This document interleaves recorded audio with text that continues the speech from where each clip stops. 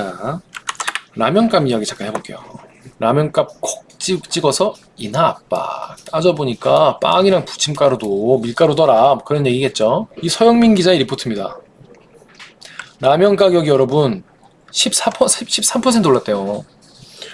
아, 진짜 라면값도 오르면 어떡하냐 진짜. 그러니까 외식하기 힘드시다고 손뜨개님이. 진주집 요새 얼마냐고요? 10,000원이었던 것 같은데? 10,000원? 10,000원 비싸. 예. 자, 근데 밀가루가 원재료인 것도 보니까 부침가루 29% 오르고 파스타면 21%, 아니 어떻게 20%가 오르지? 내 월급은 지금 밀가루가 원재료 식품 물가보다 최소 2배는 올랐다. 가격이 떨어진 적은 없다. 그러니까 오르기만 하고 떨어지지 않는다 이 말이야. 이 뭐 기름값 똑같죠. 그때 대비 1년 전 대비 지금 약 한 50% 밀 가격이 내렸고 작년 50% 내렸어. 20% 정도 내렸습니다. 내렸습니다. 그것을 이유로 올렸으면 사실은 이 제조 업체에서도 밀가루 가격으로 올랐던 부분에 관해서는 사실은 소비자들께 다시 적정하게 가격을 좀 내리든지 해서 대응을 해 줬으면 하는 바람입니다만 여전히 라면값은 높은 수준에 계속 있습니다. 휘발유가 그러니까 딱 얘기를 한 거예요. 지금 라면값 비싸다. 올 내려야 되는 거 아니냐 이렇게 얘기를 딱 해버렸어요. 그래가지고 우리 서영민 기자라고 아시죠? 저희 댓글 읽어주는 기자들의 이 표정 왜 이러지? 잠깐만 좀 밝은 표정 없나요? 서영민 기자를 제가 전화 연결해가지고 한번 물어보겠습니다. 여보세요? 여보세요? 안녕하십니까? 안녕하십니까? 김기아 기자입니다. 서영민 기자입니다. 저희 지금 댓글 읽어주는 기자들 시청자들과 함께 방송을 하고 있습니다. 아, 예, 안녕하세요. 저는 KBS 서영민 기자입니다. 자, 서영민 기자, 저희 기사를 잘 읽었는데 일단 그 라면 값이 일단 많이 올랐던 건 사실인 건가요? 뭐 20몇 프로 올랐다는데 실제로 얼마나 올랐습니까?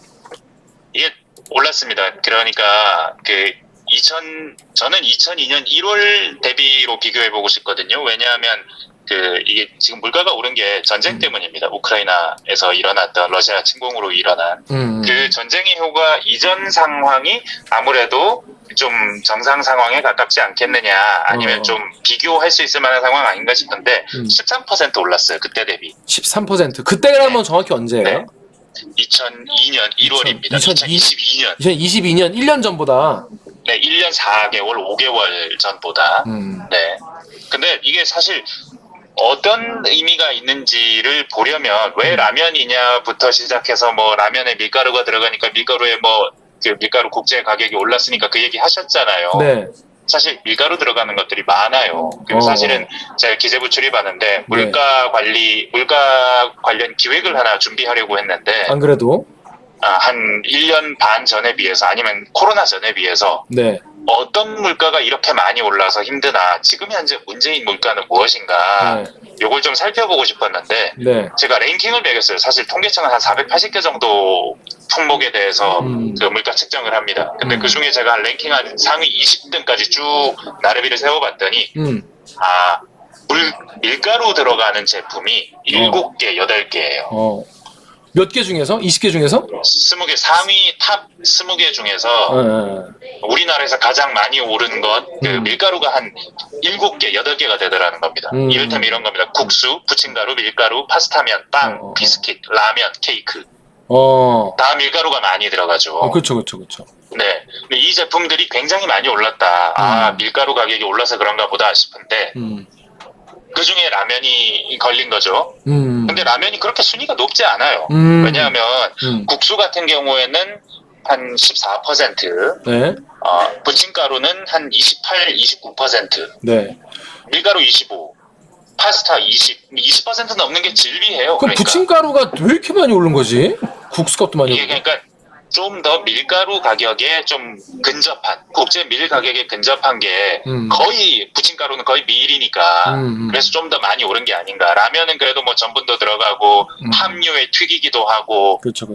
다른 여러 가지가 필요하니까 그래서 조금 다른 애들보다 좀 덜 오른 측면이 있는데도 그래도 부총리는 라면을 언급한 겁니다. 그래서 왜 라면이냐, 사실은 그날 방송에 나가고 난 뒤에 온 언론의 경제 뉴스가 다 라면으로 도배가 됐어. 이게 굉장히 반향이 있었던 거죠. 근데 왜 라면이었을까? 왜 라면이었던 것 같으세요? 일단 박장관 앵커가 얘기한 것처럼 기자들은 뭔가 늘 이렇게 대표적이고 구체적인 사례를 가지고 시청자들한테 이해하기 딱 딱 귀에 딱 들어오게 사례를 들면 좋아서 그 사례를 든 게 네. 아닌가 이렇게 설명을 하던데. 맞습니다. 일단 앵커가 물어봐서 그런 겁니다. 그 진짜 부총리가 제가 그 다음날 월요일날 전화해서 물어봤어요. 아, 왜 그렇게 세게 말씀하셨냐. 그 기재부의 대변인실에 물어봤더니 아, 말하려고 말한 게 아니고 물어봐서 답한 거다. 그리고 KBS가 자료 화면까지 라면 준비해서 그 앞에 보면 틀었어요. 틀면서 그리고 계속 라면에 대해서 계속 물어봤습니다. 계속 물어봤기 때문에 구체적으로 답할 수밖에 없었고 그리고 사전 질문지에도 아마 라면에 대한 언급이 좀 있지 않았을까. 그래서 준비는 해갔을 텐데 그렇게 세게 말할 계획이었는지 아니었는지는 모르겠으나 근데 여튼 그날부터 한 3, 4일간 온 뉴스는 라면이에요. 사실 지금도 라면입니다. 오늘 뉴스 뭔지 아세요? 뭐예요? 공정위원회가 라면 업체들이 담합한 거 아닌지 들여다볼 가능성이 있다는 겁니다. 질문 하나 때문에 이렇게까지 많은 사람이 고생을.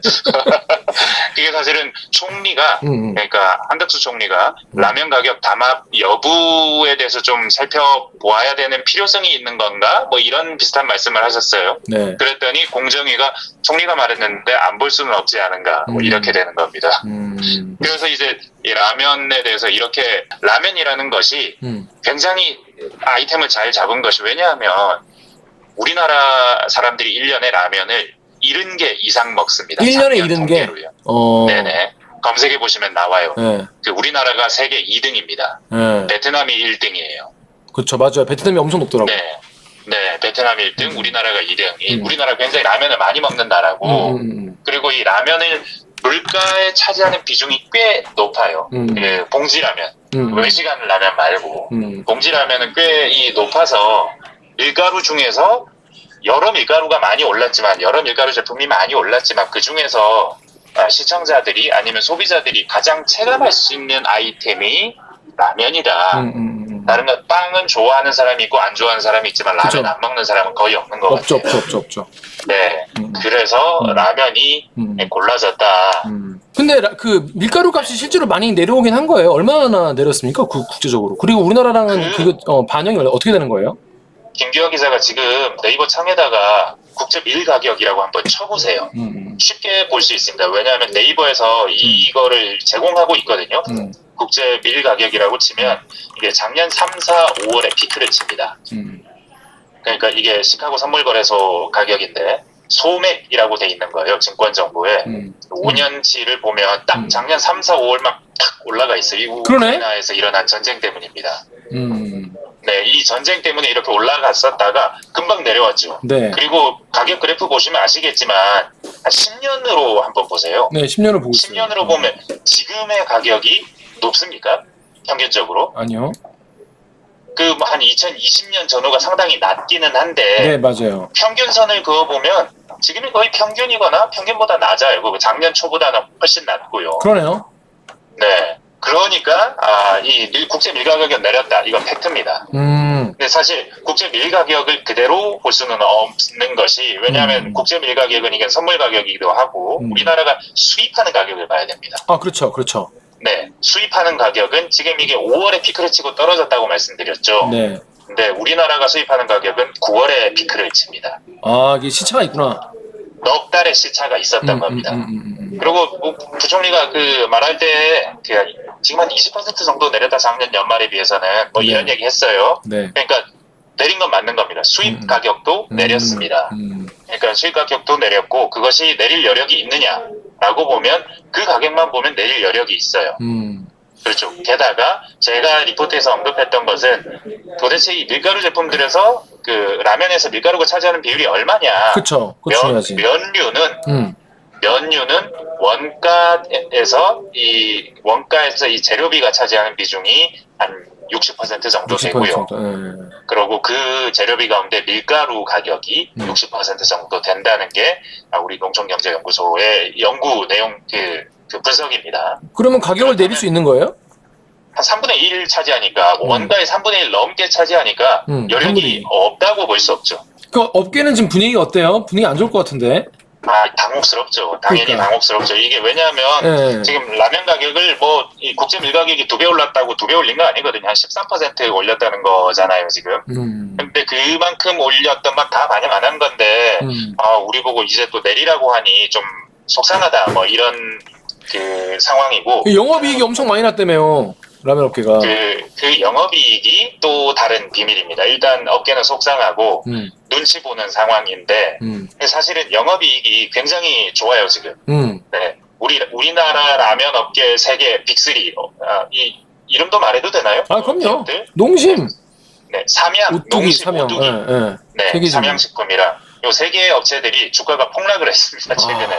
네, 부총리 말이 나오고 난 뒤에. 물론 굉장히 이 많이 내렸어요. 주주분들은 또 슬프시겠죠. 근데 그 내렸다는 것이 그 가격 한번 찾아보세요. 농심 주가. 지난 한 몇 달 동안 꾸준히 계속 올랐습니다. 그러네. 가격이 아주 농심. 많이 올랐어요, 최근에. 왜 농심이 왜 올랐느냐? 왜 안 샀지 잘 농심? 벌리니까요. 예, 뭐라고? 진짜 잘 벌리니까 오른 겁니다. 와. 네, 근데 한번 10년으로 한번 보시죠. 10년으로 보시면 정말 좋았던 시절이 어머. 코로나 때입니다. 그러니까 영업이익을 보면요. 영업이익이 코로나 때 치솟습니다. 그러네요. 이때 빡 올라가네. 왜냐하면 사람들이 외식 안 하고 집안에서 있잖아요. 그러니까 햇반 사 먹고 뭐 라면 사 먹고 맞아요. 그러니까 부식을 많이 사지 외식을 안 하니까 이때 부식을 만드는 업체들이 쫙 주가가 오릅니다. 근데 그때보다 훨씬 올랐죠, 지금. 이거 훨씬 많이 올랐네 이때. 근데 옛날에 네. 2016년, 7년 이때는 왜 이랬던 거야? 미쳤네 이때는. 50만 원 같네. 50만 원. 이게 농심이 원래 괜찮은 주식입니다. 네, 주식 자체가. 네, 근데 여기서 우리가 얻을 수 있는 건 뭐냐면 사실 2020년에 이 라면 3사들이 영업이익이 급증해요. 전해에 비해서 거의 뭐 2배 오르고 그랬어요. 그러네. 그래서 주가도 막 좋아졌어요. 네, 엄청 좋아졌네. 근데 올해 예상되는 영업이익이 그러니까 작년 재작년은 2020년만 못했거든요. 예. 근데 올해는 2020년 역대 최고 영업이익을 거둔 해 영업이익을 뛰어넘을 거라고 와. 지금 예상하고 있습니다. 증권가에서는. 선배는 왜 안 샀어요? 이때 26만 원이었네. 미쳤네. 네. 거의 2배 올랐네 이때 비해서. 이렇게 그러니까 회사들이 좋은 겁니다. 라면 그러니까. 만드는 회사들이 밀가루 갖고 만드는 회사들이 좋은 겁니다. 생각해 보면 원가가 오르면 원가에 오른 만큼 반영해서 가격을 올리는데 가격이 높아질수록 마진은 높아지니까 라면 회사들은 좋은 거예요, 사실. 소비자들은 비싼 네. 거 그냥 먹어야 되나? 네. 그래서 소비자들 입장으로 가야 되는 거죠. 라면 회사들도 당혹스럽지만 소비자 입장에서는 이거 계속 오르는 건 탐탁치 않은 거죠. 게다가 네. 말씀하시죠. 아니야. 게다가. 네. 게다가 지금 여기 라면 가격이라는 것이 밀가루가 들어간 제품 가격이라는 것이 단순히 밀가루가 들어갔거나 라면이거나 국민 생활에 밀접하거나 이런 차원의 문제가 아닙니다. 제가 보기엔 더 큰 그림이 있어요. 뭐예요? 더 큰 그림은 물가라는 숫자. 사실 지금 물가가 좀 떨어지고 있다고 해요. 지금 떨어지고 있다고 설명은 하는데 네. 그게 헤드라인 물가라고 하는 그 CPI 지수는 떨어지고 있지만 네. 근데 문제는 그 코어라고 하는 근원 물가라고 하는 건 안 떨어지고 있어요. 그러니까 에너지, 석유류, 뭐 농산품 이런 거 제외한 지수는 안 떨어지고 거의 안 떨어지고 계속 유지가 되고 있습니다. 이런 적이 없었어요, 대한민국이. 원래 헤드라인 물가가 떨어지면 코어도 시차를 두고 떨어집니다. 근데 지금 유난히 좀 안 떨어져요, 물가가. 이게 걱정인 것이 이 안 떨어지는 이유가 크게 세 개입니다. 전기 요금 동시에 전기요금, 전기가스 요금 그리고 가공식품 그리고 외식 물가. 가공식품이 이겁니다. 라면, 네. 햄, 소세지, 뭐 고추장, 뭐 이런 것들.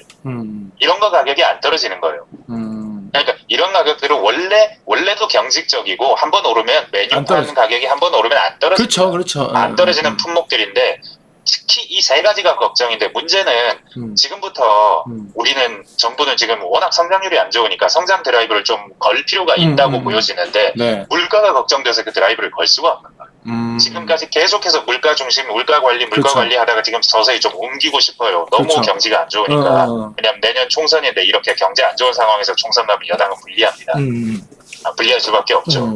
그래서 물가가 잠잠해지는 대로 경제에 총력을 기울이고 싶은데 지금 물가가 잠잠해졌는지를 확인할 수가 없는 거예요. 왜 헤드라인 물가가 떨어졌다고 해서 그거 떨어졌다고 볼 수 없다. 왜냐하면 근원 물가가 안 떨어지고 있기 때문에 이게 떨어지는 걸 확실히 확인해야 된다. 그런 생각이 너무 강하고 그래서 물가를 관리해야 된다는 생각이 지금 정부는 너무나 강합니다. 지금 전기요금 대표적이지 않습니까? 맞아요. 이거 지금 한전이 수십조 적자를 보고 있는데 못 올리잖아요. 안 맞아요. 올리잖아요. 네. 사실은 이게 한전의 적자니까 안 올리는 겁니다. 만약에 정부 적자였으면 정부가 벌써 올렸을 거예요. 안전 적자니까 안 올리는 건데 처음에 이 문재인 정부를 굉장히 새로 출범한 정부 전기료 때문에 공격했었어요. 맞아요. 예. 올려야 되는데 안 올린다. 저거 선거 앞두고 포퓰리즘 하는 거다. 저런 방식의 국정 운영 바람직하지 않다라고 했는데 네. 지금 이제와 돌이켜 보니 어느 정부가 전기요금을 더 안 올리고 한전에 더 큰 재정적인 어려움을 안겨주었느냐. 압도적으로 지금 정부입니다. 근데 그럼에도 불구하고 전기료를 못 올리는 거예요. 전기료 한번 올렸다가 올 1월에 어떻게 됐는지 아시죠? 네. 난리가 났습니다. 네, 물가가 난리가 확 나고 올라. 뭐 네, 반정부 정서 엄청 강해지고 이런 상태에서 정치적인 지지를 계속 확보할 수가 없습니다. 그러다 보니까 전기료도 누르는 거예요. 근데 지금 정부는 다 눌러놔야 돼요. 누르고 관리하고 뭐 그래야 되는 거예요. 근데 외식 물가는 관리할 수가 없습니다. 왜 그런지 아세요? 외식 물가는 관리할 수가 왜 없냐면은 네. 개개인 그 자영업자들을 다 일일이 컨트롤할 수 없어 아닌가요? 네, 자영업자들 컨트롤할 수도 없고 자영업자들이 표가 있기 때문입니다. 아, 또 그치 그 표지 네. 하나하나가 또 따로 표지. 네. 자영업자들한테 등 돌리는. 관리할 수도 없을 뿐더러 자영업자들이 요금 인상 자제해야 된다라고 말했을 경우에 그거 자체가 바로 역풍으로 올 수 있습니다. 못 건드려요. XYZ님이 자영업자는 네. 압수수색을 할 수 없어서 제가 가장 물가의 큰 세 가지 걱정 가운데 네. 가공식품과 가공식품. 지금 이 방금 말씀드린 그 외식 그리고 외식. 전기. 전기. 전기는 일단 눌러놨어요. 정부가 지금 한전이 적자를 보더라도 눌러놓겠다고 하고 있죠. 최근에 또 국제에너지 가격이 괜찮아져서 네. 뭐 계속 이번엔 또 동결까지 했습니다. 이건 눌러놓을 수 있고 외식은 못 누르고 가공식품을 누르고 싶은데 가공식품 누르는 방법은 방금 이 나온 세 개의 대기업 그렇죠. 대기업이에요. 영업이익이 많이 나는 대기업을 압박하는 거다.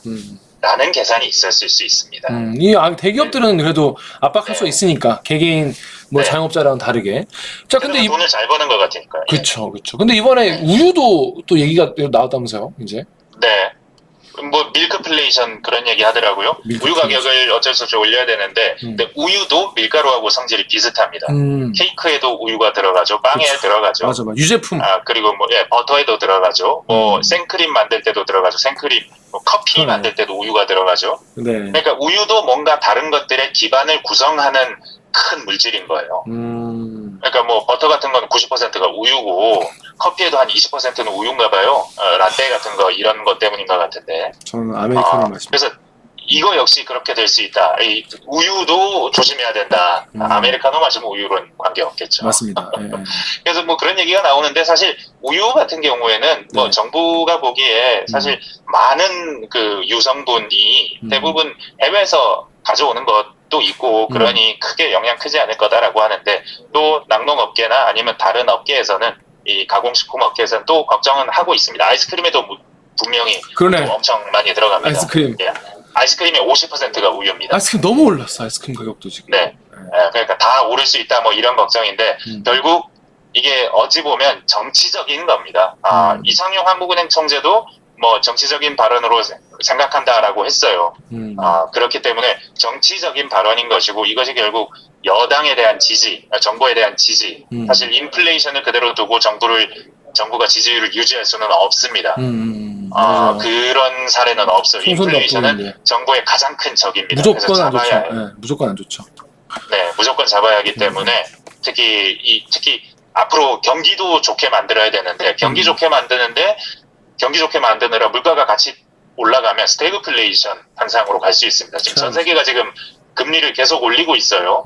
미국이 쉬고 있다고는 하지만 전 세계가 지금 노르웨이, 덴마크, 뭐 호주, 뭐 뉴질랜드 다 계속해서 올리고 있습니다. 캐나다도 올리고 있고 그 유럽도 ECB도 지금 금리를 계속 올리고 있습니다. 물가를 잡아야 되는 거예요. 우리나라는 한숨 놓은 것 같지만 혹시 꺼진 불이 다시 켜질까 이게 너무 걱정인 겁니다. 그러니까 계속 잡아야 되고 이것이 정치적인 상황과 연계되면서 한번 라면이라는 상징물을 통해서 방송에 언론에 미디어에 한번 등장했다 이렇게 볼 수 있겠습니다. 아니 근데 그리고 사실 네, 말씀하십시오. 아니 근데 그 정부가 계속 이제 자유시장 경제를 되게 중시해 왔는데 네. 경제부총장이 이렇게 딱 너무 노골적으로 특정 제품과 특정 기업을 향해서 가격 내려야 되는 거 아니냐 이렇게 발언하는 게 이게 맞나요? 이렇게 해도 되는 건가요 이게? 본인도 그렇게 하지 않았습니다. 내려줬으면 좋겠다는 바람이 있다. 그러나 정부가 그런 것을 말할 수는 없고 소비자 단체들이 좀 소비자 단체들이 좀 나서 주었으면 좋겠다라고 그렇게 말했습니다. 그렇구나. 그렇게 말하면 되는군요. 그래서 제가 잘 몰랐네요. 네. 하여튼 뭐 이게 너무 그렇게 뭐랄까 너무 선명하게 얘기를 하니까 좀 보는 사람 입장에서도 이렇게까지 말한다고 좀 놀라긴 했어요. 사실 네. 그 가격 통제 정책이에요 이게. 그쵸. 정부가 시장 경제에 개입하는 겁니다. 그쵸. 이거 그 경제학자들이나 아니면 자유시장을 옹호하는 사람들은 매우 싫어하는 것이고. 빨갱이들이 하는 거 아닌가. 네. 그렇죠. 보수적인 정부일수록 이런 정책 싫어합니다. 근데 우리나라는 보수 정부와 민주 정부의 경제 정책의 격차가 크지 않고요. 그리고 무엇보다 정부 자신의 색깔보다는 현실이 중요합니다. 지금 보수 정부를 할지라도 지금 이거 물가 안 잡으면 큰일 나겠다. 경제도 안 좋고 내년 선거 전망이 안 좋다는 생각을 계속 하고 있기 때문에 그렇게 되는 것이죠. 역시 경제학자들은 이런 거 싫어합니다. 가격 통제 싫어합니다. 사실은 이창용 한국은행 총재도 가격 통제하지 말라고 며칠 전에 말했어요. 가격 통제 정책 효과 없다. IMF도 같은 입장입니다. 특히 전기 가격 통제하지 마라. 왜냐하면 가격을 통제하면 전기 가격이 이렇게 낮춰놓으면 올라가야 할 때 올라가지 않으면 과다 수요가 발생합니다. 사람들이 막 편하게 쓴다는 거죠? 네. 가격이 올라가면 100 쓸 거 50만 쓸 것이고 50만 쓰면 자연히 가격이 내려갑니다. 가격 기구가 작동하는 거죠. 근데 100 쓸 것을 50으로 줄여야 되는데 계속해서 100을 쓰게 되는 거예요. 가격을 올라가지 못하게 해놓으면 비효율이 발생하고 그래서 오히려 물가에 더 부담을 줄 수 있다. 전기요금도 마찬가지인 겁니다. 전기요금 막 올랐으면 지금보다 우리가 훨씬 아끼지 않겠습니까? 에어컨 틀고 안 틀고. 그렇죠. 근데 전기요금이 많이 안 올라갔으니 우리가 좀 더 쓸 수 있는 여지. 이것은 비효율이 아니냐고 생각할 수 있는 거죠. 그런데 성태인 교수가 그런 말씀을 하시면서도 독과점 얘기를 합니다. 독과점? 사실은 정부 라이센스 사업인 통신이나 은행 같은 것들은 정부가 좀 적절히 개입해서 계속해서 압력을 주면서 낮춰가는 게 좀 맞다. 사실 지금 은행도 지금 공정위가 조사하고 있습니다. 금리 담합한 거 아니냐고.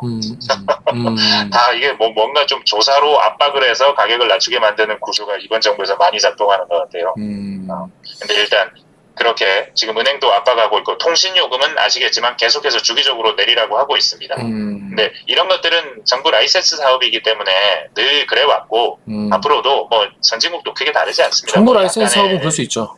네, 시장의 영역이 크긴 하지만 이번에 그 SVB 망하고 난 뒤로 미국 정부가 어떻게 하는지 한번 보세요. 이거 뭐 JP 모건에 부탁해서 이거 인수하라 그러고 뭐 다 개입하잖아요. 관치합니다. 관치를 한다. 그럴 수 있는데 라면 업계까지 그렇게 가는 건 좀 과할 수도 있다. 할 수 있다. 네, 과할 수도 있다. 근데 다만 지금의 물가 상황 때문에 그렇다. 근데 사실 기업들 입장에서는 아무래도 좀 눈치를 보게 되지 않겠어요? 정부가 이렇게까지 얘기를 했는데. 얘기만 한 게 아니잖아요. 지금 공정위 조사할 수 있대잖아요. 담합하는 거지. 그 기사 한번 찾아보세요. 공정위 라면 치면 오늘 기사가 떠 있어요. 맞습니다. 그러니까 이 상황이 모든 것이 이렇게 좀 압력을 행사해서라도 가격을 일단은 잡아야 한다라는 굉장한 압력에 지금 시달리고 있는데 근데 이것이 옳은 것이냐 시장 원리에 바람직한 것이냐와 별개로 제가 방금 말씀드렸던 다양한 이유들이 있다. 그리고 소비자 입장에서는 라면 가격이 떨어진다면 그것이 나쁠 것은 없다. 그렇죠. 요즘 이창용 총재가 한국은행 총재가 전방위 경제 부문에 대한 발언들을 하고 있습니다. 금리 정책과 무관한 정책에 대해서도 말하고 있고. 그래도 되나? 근데 뭐 물론 그래도 안 될 건 없죠. 굉장히 경제적 식견이 있는 분이기 때문에 근데 이것저것 말하는데 요즘 자꾸 발언 빈도가 높아지는 것이 가격 통제에 대한 부정적인 인식입니다. 그럼 약간 안 맞는 거 아닌가? 그렇죠. 정부 정책에 대해서 대체로 일치하는 방향으로 갈 만한 분을 한국은행 총재에 앉혔지만 그럼에도 불구하고 계속해서 가격을 통제하는 것을 너무 지속적으로 단기적으로 일시적으로 할 수는 있으나 장기적으로 계속해서 그런 방향으로 가져가려고 하면 부작용도 있고 물가 자체도 그런 식으로 잡히지 않는다. 그렇게 잡으려고 한다고 해서 물가가 잡히지 않는다. 왜냐하면 라면 가격 하나 통제한다고 물가가 잡히겠어요? 아니죠. 그럼 밀가루 들어간 거 다 통제하면 물가가 잡힐까요? 그렇지도 않습니다. 어떻게 통제하려고 해도 물가가 오를 만한 상황이 오를 수밖에 없어요. 근데 약간 이제 이때 사람들한테 좀 더 다가오는 느낌은 줄 것 같아요. 정부가 이렇게 노력한다. 정확합니다. 네. 정치적인 효과입니다. 확실히 있을 것 바로 같아요. 그 정치적인 효과를 위해서 열심히 지금 정부가 일치 단결해서 함께 가고 있는 겁니다.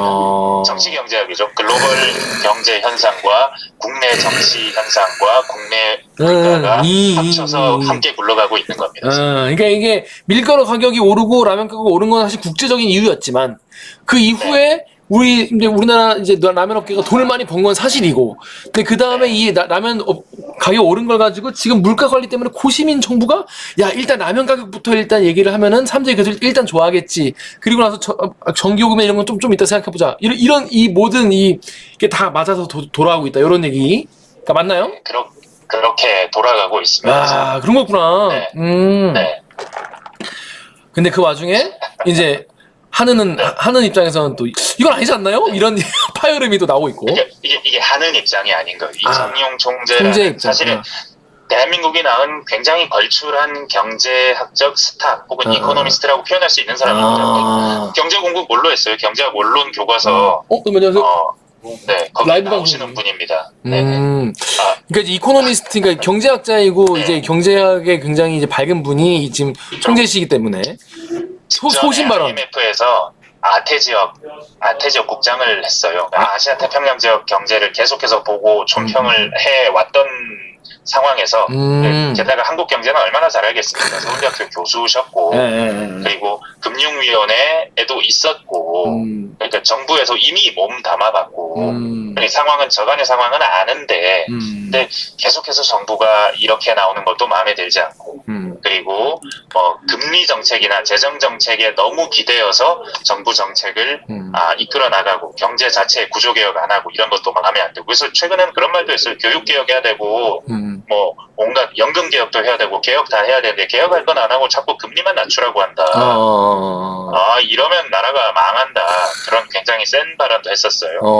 네. 그래서 사실은 지금 상황이 어떤 상황인가 사실 물가만 보면 아까 말씀드렸던 그런 그림이 있고 다른 한편에는 다른 종류의 경제 구조 개혁을 해야 될 부분들도 많고 지금 그런 상황에서 정부가 또 라면값 가지고 시민들의 국민들에게 뭔가 좀 총선 전까지 좀 이렇게 달래기 위한 그런 게 아니겠느냐 이런 이야기 나오고 왜냐면 근원 물가는 지금 더 위험한 상황인데 자 요런 상황이라는 얘기죠. 잘 알겠습니다. 서영 기자 이게 라면 하나 가지고 이렇게 또 길게 말씀을 하실 줄은 또 몰랐네요. 사실 제가 이게 계속 이 얘기를 하다 보면 사실은 어찌 보면은 디지털 기사 쓰시 길게. 이건 어려워요. 왜냐하면 이게 또 정부가 하는 일이 옳다라는 취지로 읽혀질 수가 있어요. 근데 저는 사실은 이 현상의 판을 조금 읽어드렸지만 아까도 말씀드렸지만 정부가 계속해서 가격을 통제한다고 해서 물가를 잡을 수 있는 게 아니고 실질적인 효과는 크지 않고 어쩌면 시장을 왜곡시킬 수 있는데 그럼에도 불구하고 정부가 이렇게 나서는 건 정치적인 배경이 깔려있다. 특히 내년 총선이라는 시간표를 앞두고 그에 앞서서 착착착 그렇게 스텝을 밟아가고 있는 한 과정의 일환일 수도 있다라는 점이 있기 때문에 이 점을 간구하고 앞에 부분만 얘기를 쓰기도 어렵고 그러네요. 그렇다고 그 뒤에까지 쓰자니 정치는 내 부분야가 아니고 그렇죠. 하는 걱정도 되고 그러니까 그냥 대들기에서 얘기하는 게 제일 좋다 이 말이요. 그러네요. 기회를 주셔서 제가 좀 얘기를 할 수 있었어요. 근데 저도 들으니까 맥락이 확실히 잡히는 것 같습니다. 자, 저희가 지금까지는 늘 출연을 해가지고 방송했었는데 이렇게 전화 연결로 처음 해보셨는데 오늘 느낌이 좀 어떠신지 소감 한 말씀 부탁드릴게요. 근데 전화 연결을 하니까 설명에 좀 더 집중할 수 있게 되는 것 같아요. 저도 그런 것 같네요. 자료를 좀 많이 볼 수 있게 되는 것 같아요. 그렇구나. 좋아요. 말씀드리면서도 계속 화면을 보면서 자료를 좀 두드려가면서 볼 수 있고 제가 찾아보라고 시키고 그랬잖아요. 그러니까요. 삼양 농심주가 그러니까 여기 있네. 바로바로 나오네. 좋네. 이게 시청각 자료를 활용할 수 있다는 장점은 있는 것 같아요. 너무 좋네요. 앞으로도 자주 좀 출연 부탁드리겠습니다. 이게 출연인가요? 네, 이게 출연이죠. 네, 그럼 제가 다음에 출연료는 제가 비빔국수를 사드리는 걸로 하겠습니다. 알겠습니다. 자, 그럼 다음에 뵙겠습니다. 고맙습니다. 네, 감사합니다. 안녕히 계세요. 네. 자, 여러분.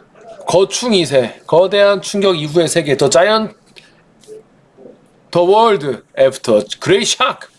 저자, 서영민, KBS 경제 기자였습니다. 자, 여러분.